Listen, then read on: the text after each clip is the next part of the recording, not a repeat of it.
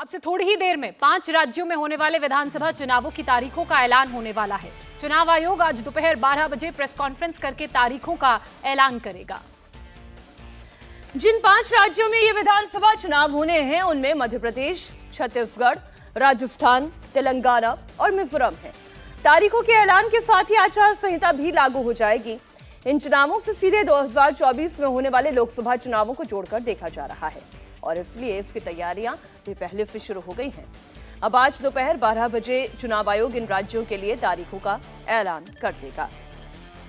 तो 5 राज्यों की विधानसभा चुनावों की तारीखों का ऐलान आज दोपहर 12 बजे होने वाला है। इलेक्शन कमीशन एक तरीके से हम ये कहें कि सत्ता के सेमीफाइनल का बिगुल आज बज जाएगा। आज इलेक्शन कमीशन जब दोपहर 12 बजे तारीखों का ऐलान करेगा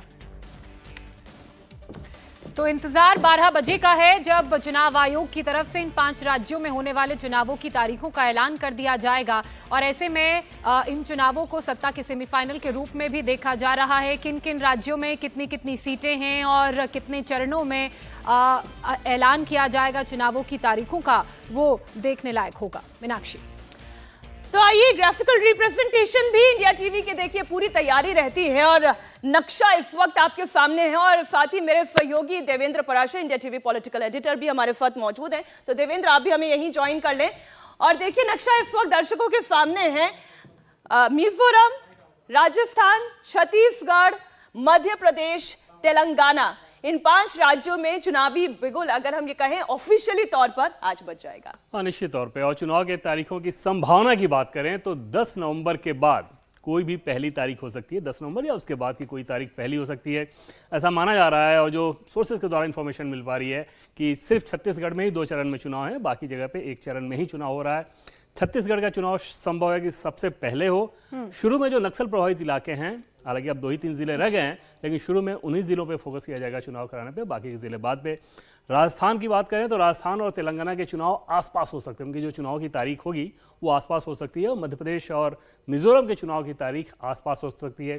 जो काउंटिंग होगी उसके बारे में इंडिकेशन है कि दिसंबर के दूसरे सप्ताह में काउंटिंग की कोई तारीख हो सकती है। मतलब पिछली बार की तरह देवेंद्र, पिछली बार भी ऐसे ही हुआ था। नवंबर से दिसंबर के बीच में चुनावों की तारीखों का इन 5 राज्यों में ऐलान हो गया और अलग अलग चरणों में चुनाव हुए थे, अलग अलग दिनों के दिन। लेकिन एक छत्तीसगढ़ को छोड़ दिया जाए तो बाकी सबके जो चुनाव थे वो एक ही चरण में हुए थे। अब ये बताइए कि अगर हम इन सभी राज्यों के चुनावों को सेंट्रल इलेक्शन से पहले एक सेमीफाइनल के रूप में देखें तो उसी तरह की तैयारी भी इन राज्यों में नजर आती है। और निश्चित तौर पे, क्योंकि अगले साल लोकसभा चुनाव होने हैं तो उसको देखा जाएगा उसी रूप में। और उसमें बड़ा फर्क ये पड़ता है कि इन चुनावों के नतीजों के जीत या हार से संबंधित दल के कार्यकर्ताओं का जो मनोबल है उस पर बड़ा असर पड़ता है। हालांकि लोकसभा चुनाव और विधानसभा के चुनाव के पैटर्न को अगर आप देखें तो उसमें बड़ा फर्क रहता है। और पिछले बार भी अगर आप देखें तो जिन दलों को विधानसभा चुनाव में सफलता हासिल हुई उसके 6 महीने बाद जब लोकसभा के चुनाव हुए तो वैसी स्थिति नहीं रही। इस बार भी ऐसा ग्राउंड का मूड ऐसा ही रहेगा, लेकिन परसेप्शन के हिसाब से एकदम से माना जा सकता है कि अगले साल लोकसभा चुनाव होने तो उससे पहले एक टेस्ट होगा सेमीफाइनल। चलिए, तो हमारे सहयोगी अनुराग भी इस वक्त भोपाल से जुड़ चुके हैं, हम उनका भी रुख कर लेते हैं। इस वक्त देखिए तैयारियां तो जो होनी थी वो पहले से ही गार्ड्स सब लोगों के खड़े हो चुके हैं, तलवारें खिंच चुकी हैं, आमने सामने की लड़ाई है। अब आप इसे 24 के सेमीफाइनल के तौर पे भले ही कह लें, लेकिन इंपॉर्टेंट ये है कि विधानसभा चुनाव में बड़े बड़े चेहरों की साख दांव पर है। अनुराग, निश्चित तौर पर 24 की तस्वीर 23 से, मध्य प्रदेश के 23 से सेंट्रल इंडिया कहा जाता है, इसलिए 23 में क्या प्रभाव होगा। कर्नाटक की हार के बाद बड़ा स्टेट है जिसके जरिए बीजेपी संदेश देना चाहती है कि दरअसल पूरे देश पे अब भी अधिकतर जगह उसके पास जन समर्थन मौजूद है, जिसके चलते वो 2024 तक जाएगी। बड़े नेताओं को उतार कर, तकरीबन 7 सांसद हैं, 7 सांसद में से 3 केंद्रीय मंत्री, 1 महासचिव को उतार कर उन्होंने साफ तौर पर जाहिर कर दिया था ये इलेक्शन जीतने के लिए वो कितने डेस्परेट हैं। कार्यकर्ताओं में भी इसके चलते उत्साह ना कि जब केंद्रीय नेतृत्व तमाम बड़े नेता अगर चुनाव मैदान में उतार रहा है, इसका मतलब है कहीं ना कहीं जीत के प्रति वो आश्वस्त होना चाहते हैं। और जो तमाम नेता अलग अलग अगर अंचल देखें मध्य प्रदेश के, वहां उतारे गए। ग्वालियर चंबल से अगर नरेंद्र सिंह तोमर उतारे जाते हैं तो महाकौशल से फग्गन सिंह कुलस्ते प्रहलाद पटेल को उतारा जाता है। जो सांसद रीति पाठक गणेश सिंह थे उनको विंध्य से उतारा जाता है। एक लाउड एंड क्लियर मैसेज देने की कोशिश कहीं ना कहीं जो आला कमान थी उसने की है कि किसी भी तरीके से कार्यकर्ता अगर उनमें हताशा है कि हमारा एंटी इनकम्बेंसी से सामना होगा तो उनको वो एंटी इनकम्बेंसी की हताशा उतार फेंकना है, क्योंकि बड़े नेता मैदान में उतर चुके हैं। कई तीर, एक तीर से कई निशाने किए गए थे। दरअसल इसके जरिए एंटी इनकम्बेंसी को खत्म करने की कोशिश की, तमाम क्षत्रपों को अपने क्षेत्र में उतारा गया ताकि वहां से लोगों को माहौल बने कि अगर हमारा नेता यहां से चुनाव जीत के आता है तो क्या वो मुख्यमंत्री पद का दावेदार हो सकता है। बड़ी बात आज यह है कि जो तैयारियां चल रही थी, गार्ड्स सबके लग चुके थे।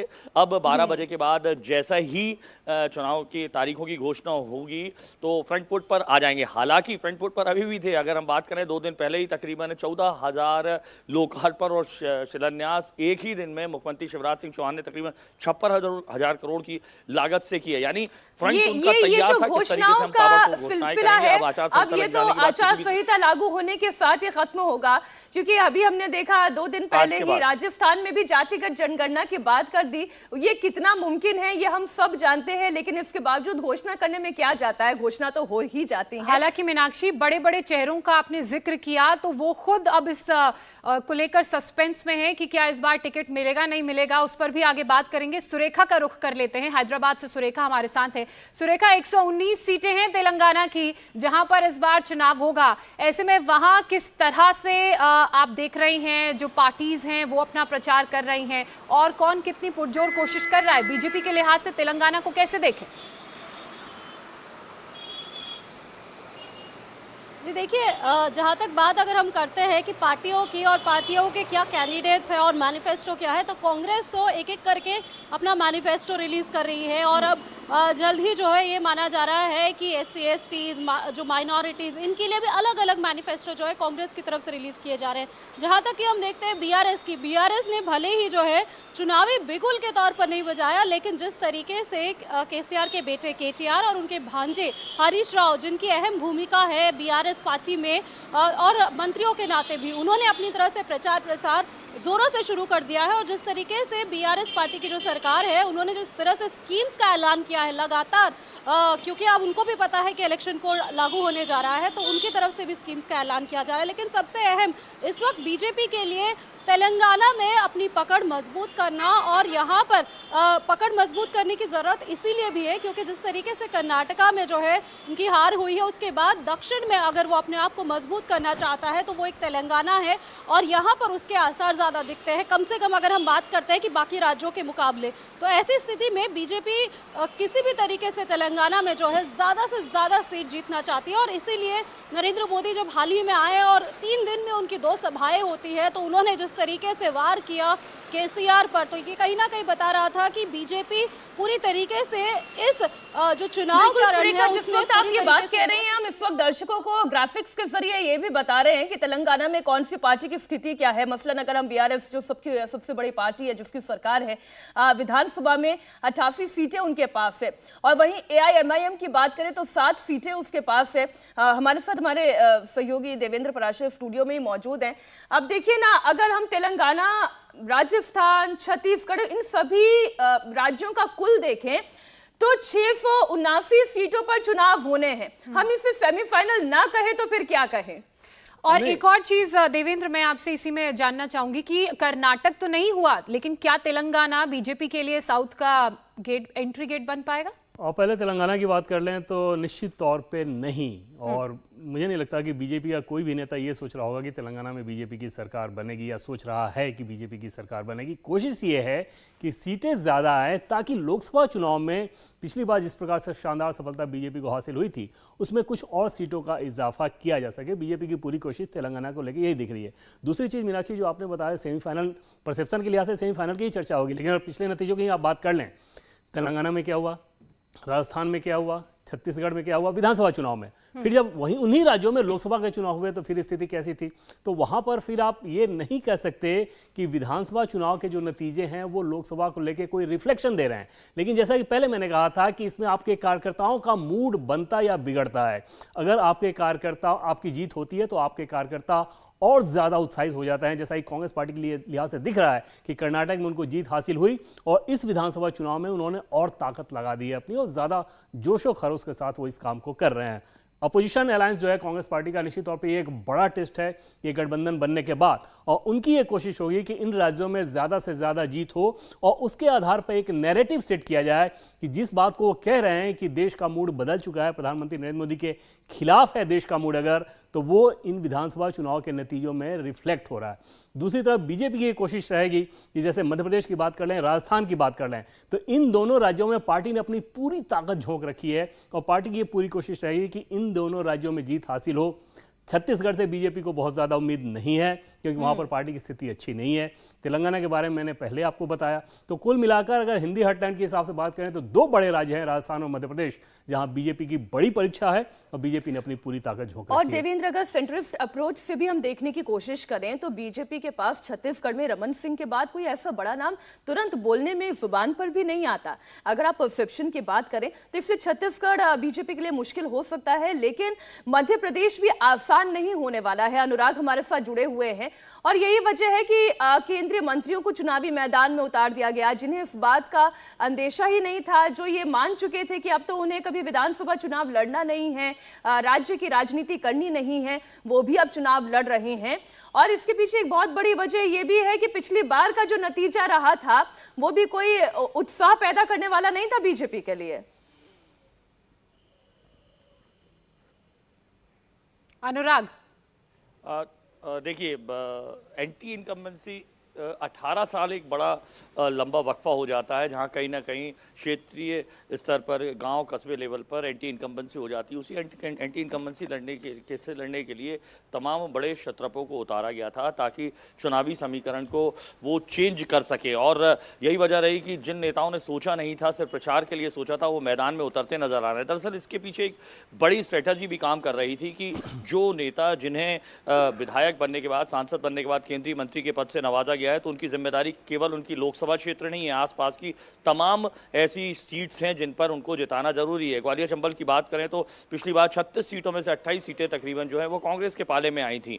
ऐसे में ये जो 8 सीटों के पास सिर्फ कांग्रेस रह गई थी, ऐसे में जो बची हुई 28 सीटों पर कब्जा, हालांकि जब उपचुनाव हुए तो 17 सीटें बीजेपी के पास वापस आ गई थी। ऐसे में इन तमाम सीटों का जो गैप था वो भरने के लिए बेहद जरूरी था कि किसी बड़े नेता को उतारा जाए ताकि उसका प्रभाव केंद्रीय मंत्री के रूप में जो पूरे देश में देखा गया, क्या वो उनके स्तर पर है। ग्वालियर चंबल से नरेंद्र सिंह तोमर को उतारने के चलते तमाम उन सीटों पर उनका कितना प्रभुत्व है, कितनी सीटों पर मुरैना, भिंड, ग्वालियर और तमाम जो सीटें हैं उन पे, उन जिलों में कितनी सीटें जीत पाते हैं, ये एक बड़ा नजरिया था जिसके चलते इन तमाम नेताओं को उतारा गया। इस वक्त जो मुख्यमंत्री हैं शिवराज सिंह चौहान, जरा उनका भी नजरिया बताएं, क्योंकि पब्लिक मीटिंग्स में वो जिस तरीके की बात अनुराग कर रहे हैं, ऐसा लगता है कि जैसे वो बड़ा इमोशनल कार्ड खेल रहे हैं, बहुत इमोशनल होकर बात कर रहे हैं कि लोगों से रीअश्योर कर रहे हैं कि क्या दोबारा चुनाव उन्हें लड़ना चाहिए या वो दोबारा उन्हें चुनेंगे या नहीं, और उनके यही बयान तमाम तरह के सस्पेंस को भी पैदा कर रहे हैं।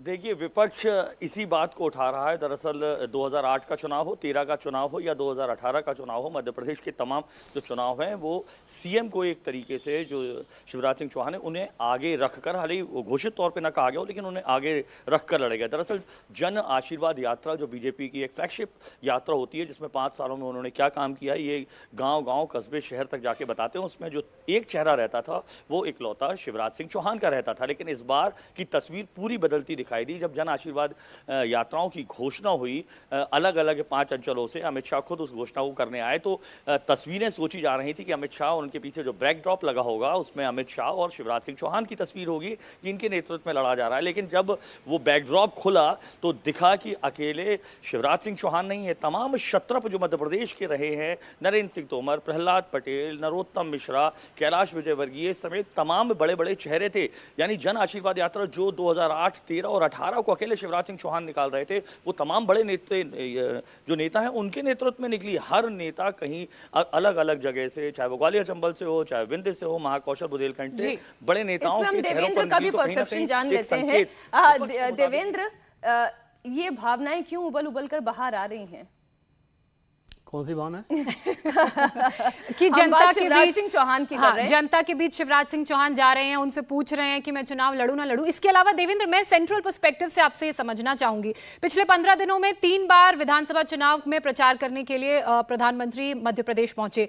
उन्होंने 18 साल जो कार्यकाल रहा बीजेपी की सरकार का, उसके लिए श्रेय शिवराज सिंह चौहान को नहीं दिया, बल्कि बीजेपी को दिया कि कैसे बीजेपी ने जनता के लिए काम किया। तो ये भी क्या कोई केंद्र की तरफ से राज्य के मंत्रियों को संकेत है? बिल्कुल, और उससे ज्यादा वोटर को संकेत है ज्योत्सना, और सीधे सीधे ये संकेत है कि जिस चेहरे के बारे में अब ये फीडबैक है, क्योंकि उन्होंने बहुत लंबे समय तक शासन कर लिया, और खासतौर पे पिछली बार के चुनाव में हार के बाद जब उसके बाद तोड़फोड़ हुई और दोबारा मुख्यमंत्री बने शिवराज सिंह चौहान, तो पिछले 3.5 साल की लगभग बात कर लें तो उनके चेहरे को लेकर एक धारणा बनी कि न सिर्फ वोटर बल्कि कार्यकर्ताओं के अंदर भी, बीजेपी कार्यकर्ताओं के अंदर भी एक उदासीनता है, एक फटीग है, यानी कि देख देख के थक गए हैं, ऐसा जो भाव होता है वो भाव आ चुका है। ऐसा पार्टी के सेंट्रल लीडरशिप को फीडबैक मिला, और उस फीडबैक के बाद ये चिंता हुई कि अगर ऐसे में फिर से आप शिवराज सिंह चौहान के चेहरे को ही प्रमुखता से दिखाने की कोशिश करेंगे तो शायद वो वोटर जो कि इनके चेहरे से थके हुए हैं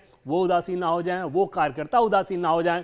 उसको खत्म करने के लिए एक नैरेटिव दिया गया खासतौर पर कि मुख्यमंत्री कोई भी हो सकता है। ये डायरेक्ट नहीं कहा गया, लेकिन इनडायरेक्टली सीधे सीधे उसका मतलब यही है कि इतने हेवी वेट्स को आप उतार रहे हैं तो जनता को या अपने कार्यकर्ताओं के मैसेज दे रहे हैं कि तुम चुनाव में उसी हिसाब से लगो, मुख्यमंत्री कोई भी हो सकता है। और इसके चलते शिवराज सिंह चौहान को बखूबी इस बात का एहसास है कि अगर देश के प्रधानमंत्री इस बात को नहीं कह रहे हैं तो उन्हें क्या संदेश लेना। इंडिया टीवी हर वक्त हर जगह डाउनलोड करने के लिए सर्च करें India TV news Google play store या ऐप स्टोर पर।